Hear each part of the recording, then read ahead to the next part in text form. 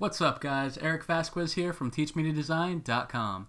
And with spring just around the corner, I was feeling inspired, so I decided today we're going to take a look at how to create a cool typographic image that combines flowers and text in Photoshop.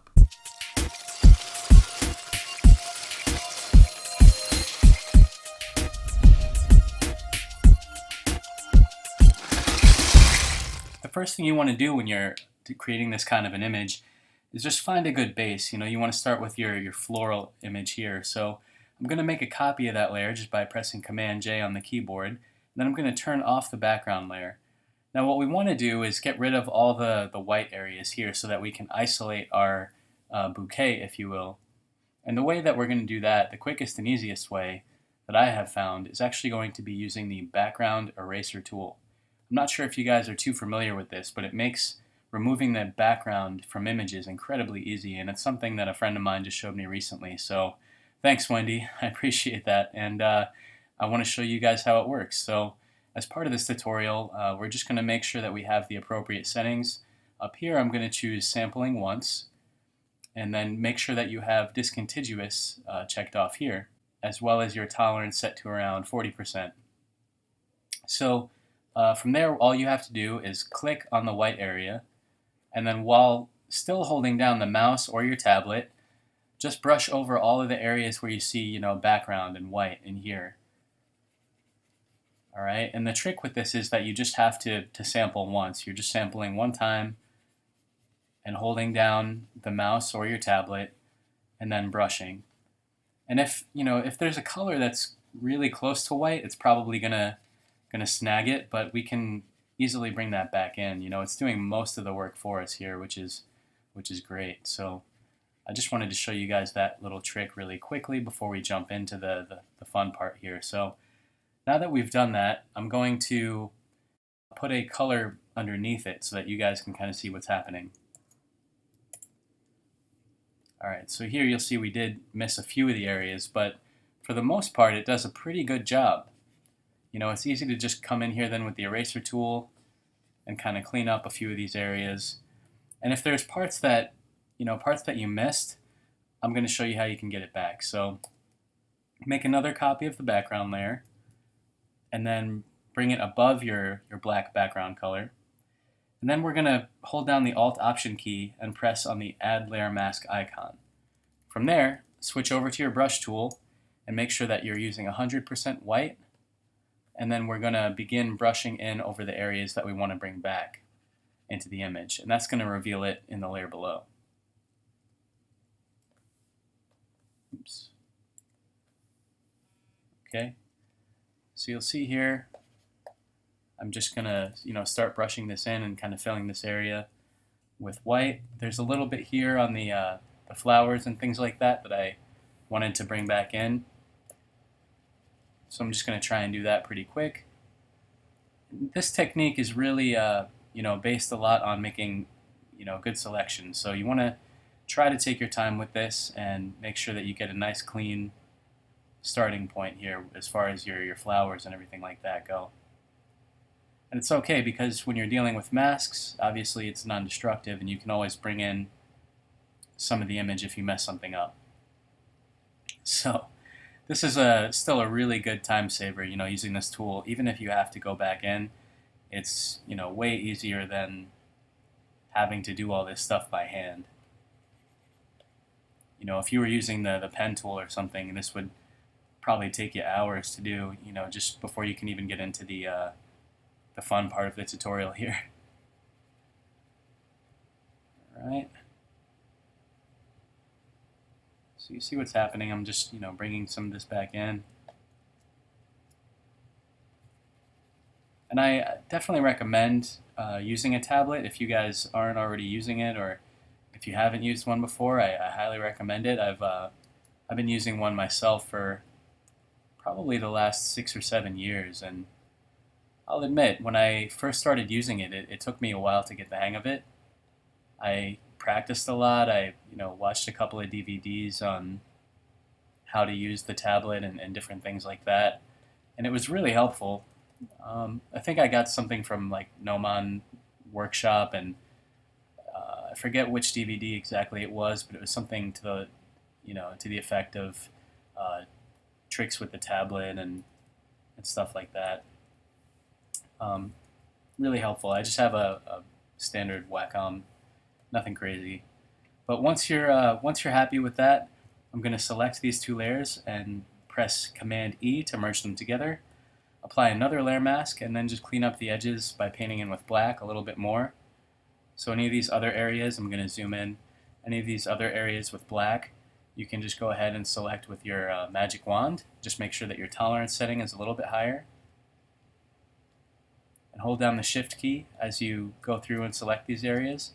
It can be a little tough because some shiny parts of the leaves actually look like they could be, the background, but I don't think it is. All right, I'm just going to kind of scroll through here. Grab a few more pieces. Here we go. Yeah, so it can be a little bit tricky to differentiate, what's background and what's a leaf, but again, this tool still does most of the work for us, which is great. And ideally, if this were, a paid commission or a client project, you'd want to be particularly careful with your selections here, but this is pretty good, I think, for what we need to do. Oops, I missed one part up here. All right, so after we have our clean selection, we can actually begin to overlay some type on it. So what we're going to do now is zoom out, and you can make this background color whatever you want, but for now I'm just going to leave it to black. I'm going to add a new layer on top of this, and then add some type.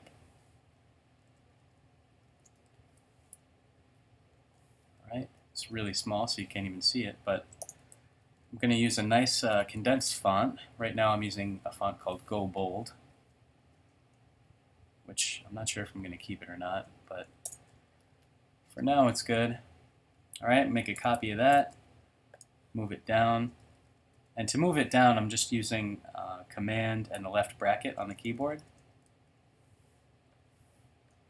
Okay, and sometimes this looks better with a thinner typeface, so I might just quickly see if I have something a little bit more, oops, sorry guys.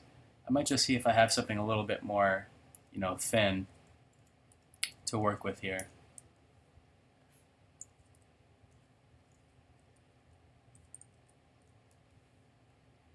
I do like using Helvetica. I feel like I use it a lot. It's definitely in kind of an overused font.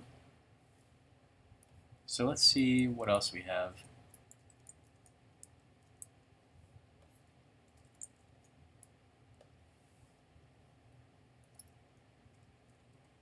This one's kind of similar.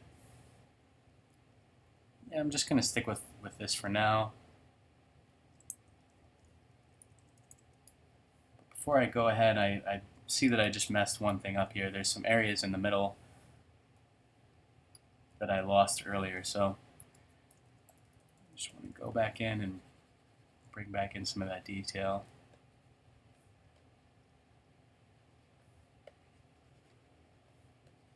Okay, make sure that I get all my nice vibrant colors here, make it nice and juicy.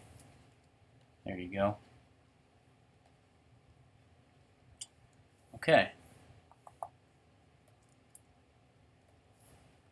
And, let's just take a look real quick and see if we can't find a better typeface. Not even better, just a different style, something not so thick.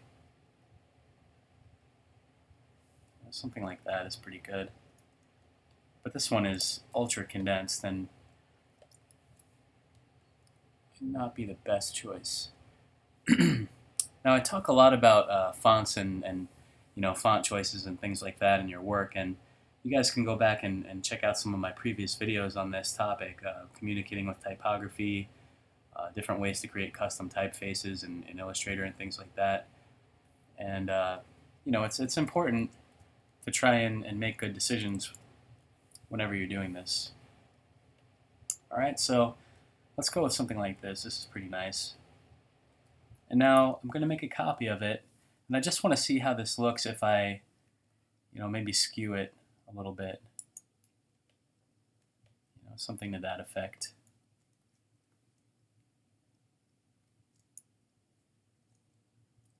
Okay. Now that you have the type in here, what I like to do is kind of zoom in, and I'll lower the opacity of the type layer to around, maybe 30 or 40%, something like that, just so that I can see all the flowers below. And what you're going to do from here is add a layer mask to the type layer, and then switch back over to your brush tool, and make sure that you have a hard edge brush. So I'm holding down the Shift key and pressing the right bracket to make sure that I get a sharper brush, or a harder edged brush, I should say. And I'm also making sure that the opacity and the flow of my brush is set to 100. All right. So from there, what you want to do is start coming in and using your black as your foreground color to actually paint some of these leaves. So this is why I'm recommending you guys use a tablet for this, because it's a lot easier than just trying to freehand it with a mouse. Believe me, it'll save you a lot of time and frustration. And it's super easy to go back and make corrections if you need to. But the idea here is that you want to paint over the leaves that you want to overlap the type, basically, right? And this is the beautiful thing about layer masks, once again, is that you can always bring it back in if you're not happy with something, or you can paint something out if you want to see how it looks.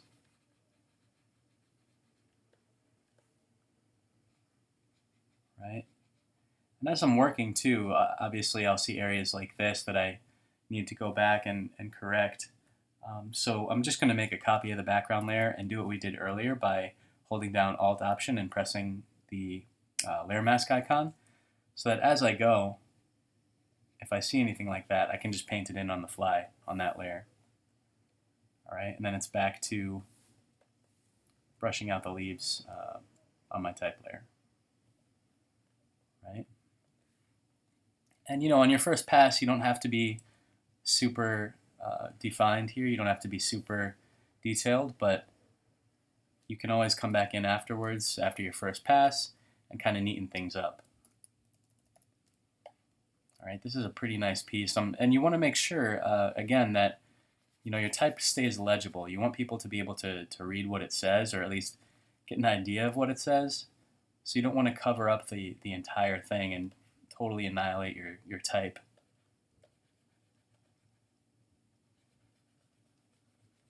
All right, but that doesn't mean you can't still cover up some larger pieces if you want, just to see how it looks. All right, and this is a pretty fun technique as well, so that always helps.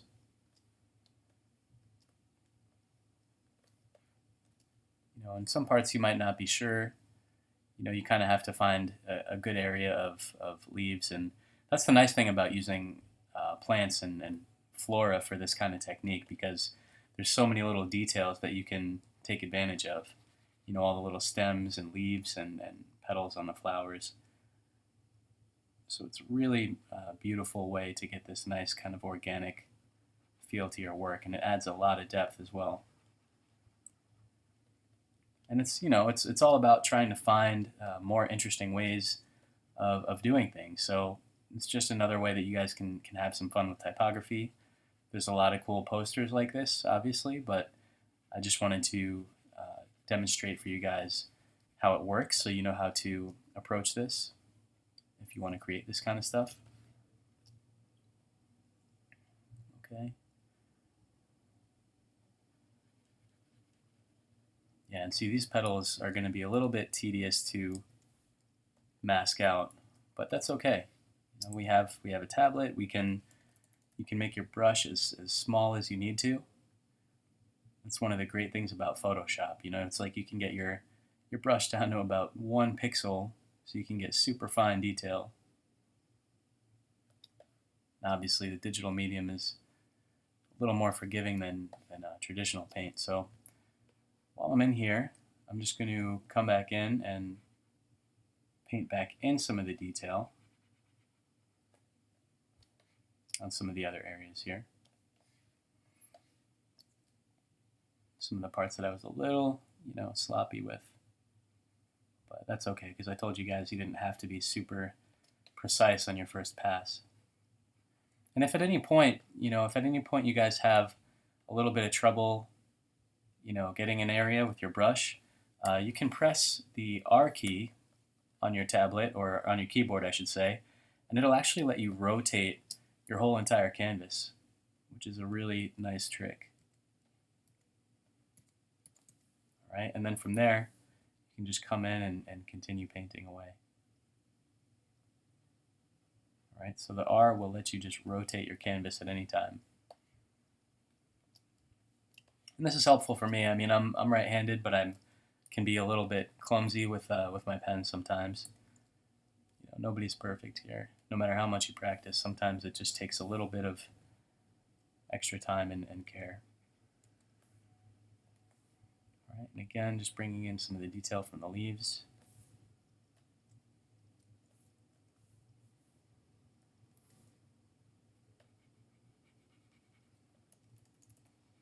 Right, and a good, if you guys aren't aware of this, a shortcut for just making your brush size larger and smaller is the left and right brackets on the keyboard.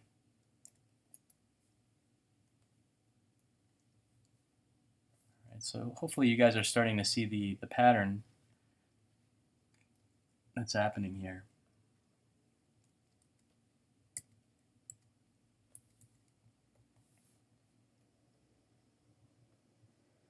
Okay.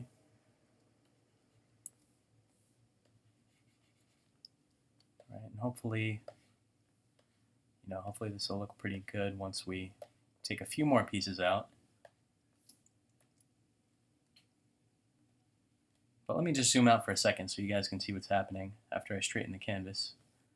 All right, if I bring the opacity back up to 100%, you'll see we're starting to get some pretty cool effects already. And it also, reveals a few areas that need a little bit more love, like right in here. All right, but when you're making your initial pass, it's super helpful to do this using, a lower opacity for your images. So that way you can see, both things at the same time. Okay, so again, I'm gonna lower the opacity back down and keep working on it a little bit more.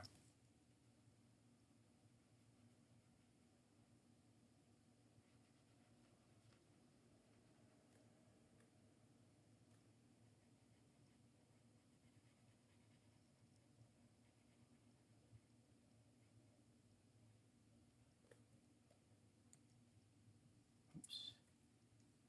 Sorry about that. Hit the wrong key there. I was trying to get my brush back. Instead, I hit the crop tool. A piece of crop. Okay. It's a piece of crap. There you go. I don't know where that came from. Sorry.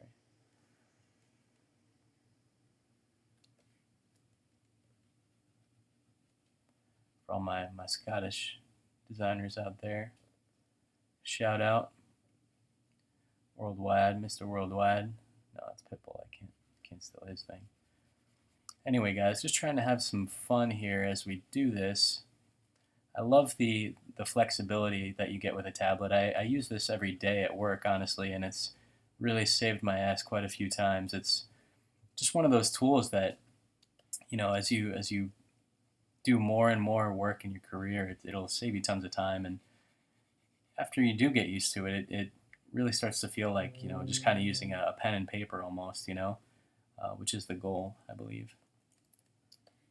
All right, and just look for, interesting ways to, have some of these shapes overlap one another, and don't worry if you mess up, It's the beauty of it. All right, and let's see what else. Maybe this piece here. You kind of want to look for places where, the leaf is going behind here, then in front on the next area, and you're just kind of alternating, having the leaves come in front and behind. I'm going to go one more time over some of these flowers that I accidentally removed a little too much color from. Okay, just in here. And we can clean up the edge. You'll see there's a little bit of a, a white edge in here around the flowers, but we're going to clean that up in a sec. All right, for now, I'm just trying to do another quick pass to see if there's any glaring areas of color that I missed. It doesn't seem too bad.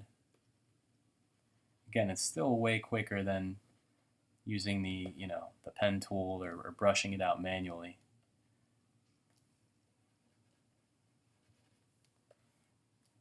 Okay, cleaning that up. Okay, I'm just going to merge these two layers together and zoom out to check your work. And there you go. I mean, you can still read it. This part covering the P is a little bit distracting. I think it might cover a little bit too much of that letter, so I'm going to lower the opacity once again, and then with my brush, bring this back in here. So maybe instead of having the flower come in front, you can use this leaf instead, because you don't want to have such a large area where there's nothing happening, because you still want there to be a fair amount of visual interest, and I think that's what makes these pieces really cool.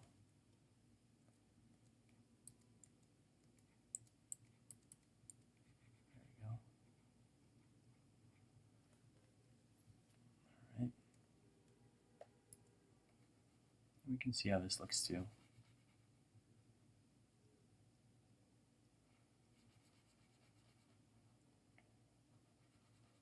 All right, zoom out, bring up the opacity. That's not too bad. I don't mind this leaf on the left, but now that I'm looking at it zoomed out, I think these three leaves all together are just covering a little bit too much still. But other than that, I think this is looking pretty good. So the next thing we're going to do is we're going to try to fix this, white edge around the type here. And what I'm going to do is hold down the Command key and click on the layer thumbnail over here. And then we're going to go to the Select menu and choose Modify, Contract by, let's say, 2 pixels. Okay. Then I'm going to inverse this selection by pressing Command-Shift-I on the keyboard, and then click on the Layer Mask tool. Oops. Sorry, guys. So you don't want to invert it. You just want to hold down the Command key, click on the thumbnail, and then hit your Mask tool. There you go. So now you'll see as I turn the mask on and off, we got rid of that that kind of halo effect that we had going on there. All right. It looks pretty good, so I'm going to just going to tidy this up a little more. If there's any leaves that you want to just paint out altogether, you can do that too. There's a couple of stray ones that I think are looking a little weird, a little funky, and they're not really adding anything, so let's just get rid of them. And one more time, just going to paint this piece back in here. Merge those two together.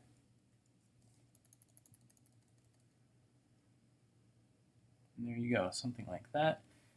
Now from here we can do, a lot of other cool things. I think, one of the things that I'd like to try is maybe adding some texture to the type itself. All right, so I'm going to go ahead and open an image that I have already on my assets here. I've got some textures that I wanted to try out, so I'm just going to open those. Now let's try this kind of grungy paper texture, or maybe this more subtle texture, and just see what that looks like. So I'm going to bring this on top of my layers palette, and then hold down the Alt Option key and click right in between those two layers to add a clipping mask.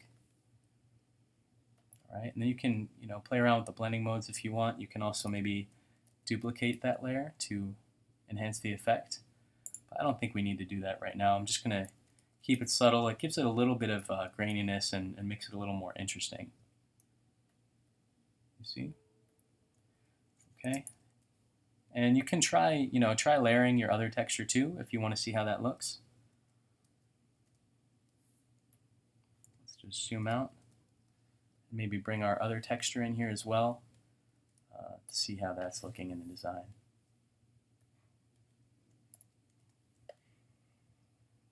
Okay, so I'm just placing it on top again with the clipping mask. And you can quickly scroll through your blending modes just by holding down the Shift key and using the plus and Option keys on your keyboard. So that's a great shortcut for quickly scrolling through all of these blending modes. Color's not bad. It just adds a subtle tint. It makes it a little bit of a off-white color, but then it also makes it a little bit hard to read. I think the white is a little bit higher contrast, and I think it works a little bit better. So instead, maybe we want to use this texture in the background. Maybe we can use it another way. All right, I'm going to zoom out, do a free transform here just to scale it down a bit. Right, and then let's lower the opacity. And I'm going to add an adjustment layer and make it black and white, so that everything below this layer is now just going to be, kind of gray or black and white, like it implies. Okay, and the next thing we want to do, guys, is actually come back in and maybe add some shadow. All right, and the cool thing is now that we have, all these shapes knocked out, we want to show a little bit of shadow on the letters themselves, actually being cast onto that shape. So I'm going to hold down the Command key and click on the mask here that's attached to our type. And that's going to give us a selection of all these little areas that we cut out. Then I'm going to add a new layer. And with black set as your foreground color, press Alt-Option, inverse your selection, and then fill it with black. All right, so Command-Shift-I. And then Alt-Option-Delete to fill it with your foreground color. And then we're going to move this layer below our type layer. Okay, from here I'm going to hold down the Command key and click on the mask once again on the type layer itself. Oops. Sorry guys, bear with me. Let's try that again. Alright, so to get this shadow, I'm going to hold down the Command key and click on the layer mask on the type, come to my floral layer and add a new layer on top, and then I'm going to press Command-Shift-I to inverse the selection, and then Alt-Option-Delete to fill it with black.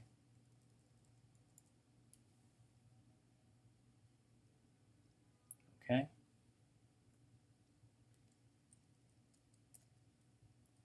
And I'm going to, move this layer up above the type layer and apply the same layer mask that you have here on your type layer. All right, so now we've got that. And basically what we're going to do next is come up to Filter, and we're going to apply a Gaussian blur. Okay. Experiment with this. I like kind of a softer look, maybe around 14 or 15, and then hit OK. And you'll notice there might be a couple of areas where you don't want the shadow. Take a quick look and make sure that everything's looking good. I think over here on top of the P, we're getting a little bit of a shadow, which we don't really want. So just kind of give it a once over and make sure that everything's looking good there. All right, and I think it's looking good, guys.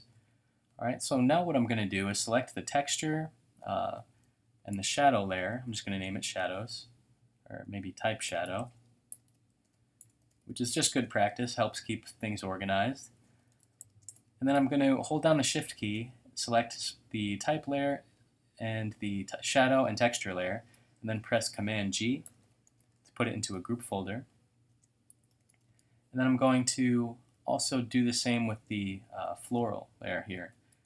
Copy it, Command-G, Command-V to paste, and then you've got that in a group folder. And we're going to do the same thing one more time with our background layers here. Oops. All right, select those three by clicking on each one while holding down the Shift key, and then Command-G to put it into a group folder. I'm going to call it background. And of course, guys, make sure to save your work, because the last thing you want to do is lose everything. Which I'm surprised that this is actually the first time I saved this tutorial since we started. So What I want to do now is maybe try some colors for the background. So what you can do is I just added let me show you what I did here. I came to the background folder and then down to the adjustment layers and chose solid color. And that's going to add a solid color background right behind our image. And what's nice about this is that you can easily change the color just by using the eyedropper and sampling some colors from the image itself. You can also try, different colors to mix it up, maybe a blue so that you get, more contrast and it really pops, or even this kind of bluish green color is really nice. I think I'm going to give that a try. And then again, I want to see how this looks by, trying some different blending modes. So I'm holding down the Shift key and using the Shift and plus to scroll through. Okay, and once you do this, you might decide that maybe you don't need the texture below, or maybe you want to lower the opacity of it. It's totally up to you. Feel free to experiment with this and play around and see what you like.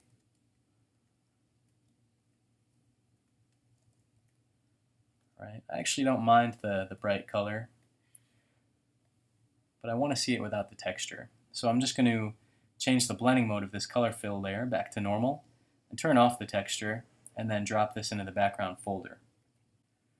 Alright, so now that we have that, all you can do if you want to see the before and after, press the Alt Option key and click on your background image, and that'll show you what we started with, and then hold down the Alt Option key and click again, and that'll show you, where we're at currently. So I think it's looking really good, guys. There is one more thing that I'd like to try here, and after adding this color, I also noticed that there are some areas that we need to bring back in.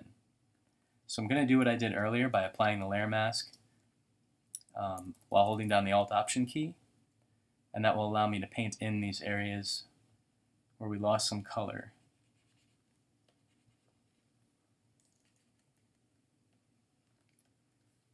Okay, I just want to neaten it up a little bit. So now it's kind of going in and bringing some of those details back in.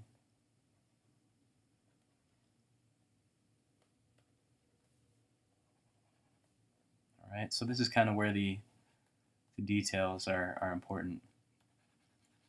Especially you see this flower here was all white and it was just completely knocked out. So while the background eraser tool is good, it's not always 100%. So you should go back and check your work just to be on the safe side. Okay, let me see if there's anything else that I can spot. And just try to be mindful of your shapes.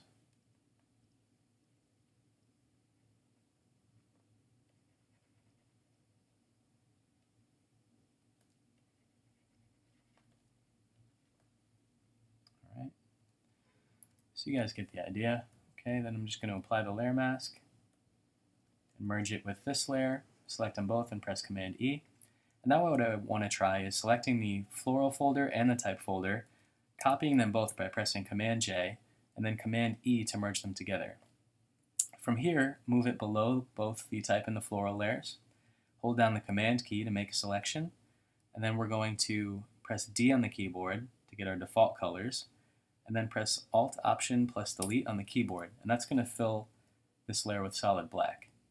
Alright, so we basically have our merged type with our flowers merged together and filled with black. And what I'm doing here is coming up to the filter menu and applying another blur so that we can get a shadow. Alright, apply your blur. I'm just going to move it down a little bit in the background and lower the opacity maybe to, like 20 or 30%. I just want to see how that looks. It'll add a little bit more depth by making it look like the flowers and the type are in front. Right, something like that. And you don't want the shadow to be too distracting, but I think it helps. It helps it pop a little bit more. All right, and just adding those kind of little subtle details can do a lot for your image. So I encourage you guys to try a little bit of that yourselves, and see what other details you might like to add to this. Like I said, guys, it's about coming in here and playing around and seeing what looks good. So let's try add a layer of black and maybe add a little bit of noise here. Gaussian monochromatic. Okay, set it to overlay. The low opacity of maybe like 20%.